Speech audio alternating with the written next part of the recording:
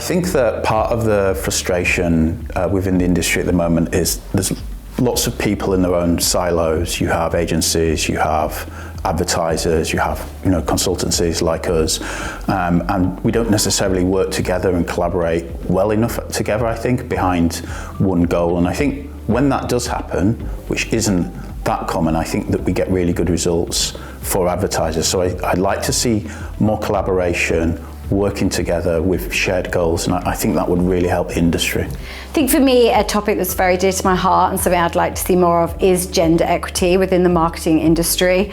Literally yesterday I was reading on LinkedIn that it's going to take another 30 years for the gender pay gap to close in the UK. And that's just something that I would love to see fixed within the marketing industry quicker. Here at mediasense, we actually have launched something called the Sense of Balance, which is a gender equity and inclusivity network, where we're really focusing on breaking down those barriers. I'd like to see practitioners celebrated more than just the senior leaders.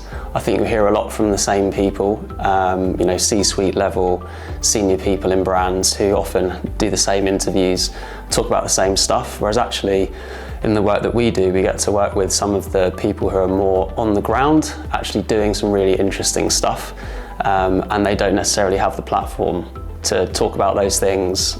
They don't necessarily get celebrated enough. I think we're at a point now where there's almost too much. There's too many touch points, there's too much content, there's too much data, there's too much technology. And perhaps we've lost sight of the consumer. And what I think is exciting as we look to the next 12 months is trying to get back to that fewer, bigger, better. Trying to think about, do we need to be everywhere all the time? Or actually build more tailored experiences that really deliver impact.